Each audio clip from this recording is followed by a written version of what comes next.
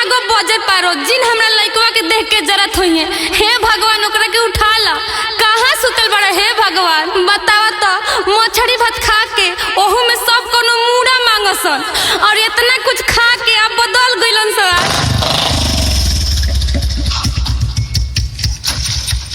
अरे का भइल माई काहे तेरा चंचना तारी आ केकरा के गोरियावा तारी तू ओई बेरा से केकरा के हई मोटरसाइकिल दहेज वाला दे द फेरू तहार बियाहवा कट गई। लागत तू जिंदगी भर बाढ़े रह जइब। रे माई कौन बियाहवा सारवा हरदम काट देता रे। अरे हम सब जानतानी किन किन बाड़ी या किन किन बाड़े मुंह पर कुछ और या पीछे में कुछ और भोगे ना पाई लोइलो। कौन बारे माई तू लोग ढेर दिन में चिन्हबा ई पटीदरवे में से 12 से। अक्का हाला कले बड़ सरे हम पता लगाओ तन किन दाव पेच खेलले बड़न। अरे का भाई शशि बड़ा टेंशन में लागत रे। ए सारे लो तोहनिए के कमीर लख आवा लो सुन लो।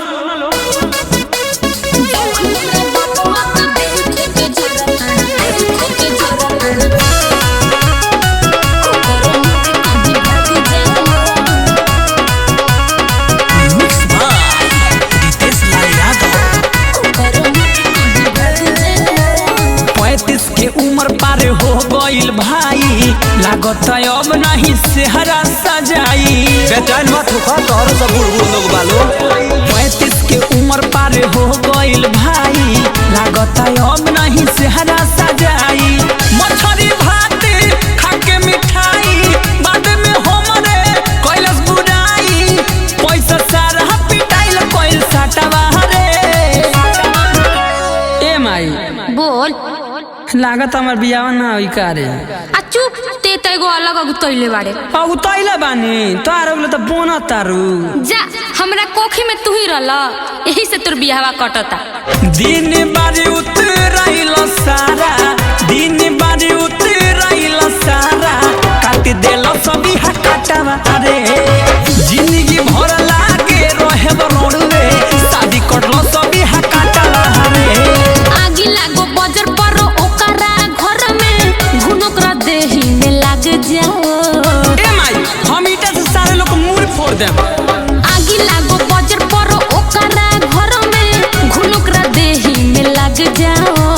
जौन हमरा लइका के देख के जरता ओकर मोगी कहीं भाग जाओ। जौन हमरा बबुआ के देख के जरता ओकर मोगी कहीं भाग जाओ। अरे ये चाची काहे खिसियल बड़ू इतना गरीब तो अगुआ आई और भाग जाइए सब।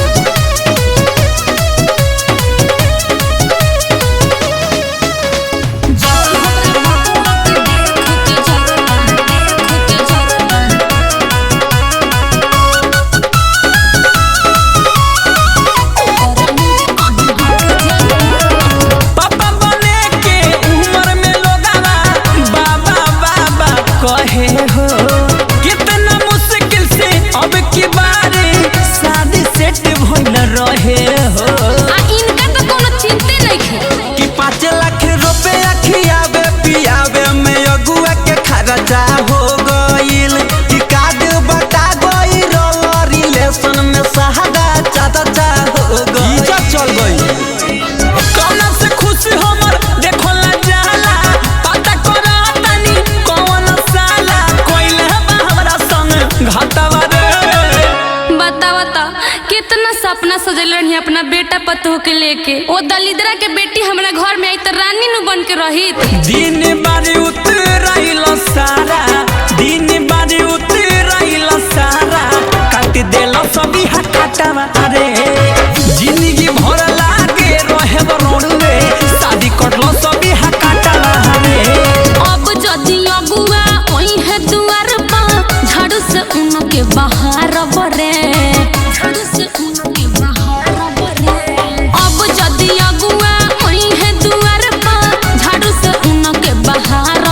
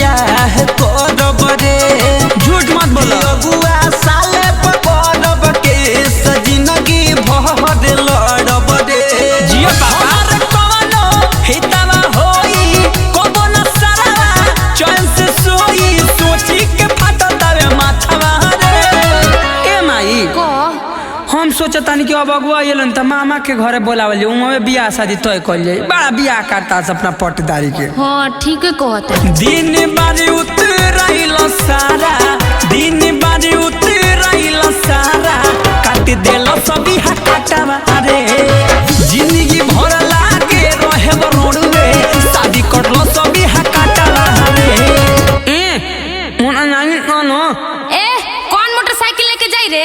कितना दाम भइल तोरा मोटरसाइकिल के? काल्हे समिति से पैसा उठा के तोर भर देम सब।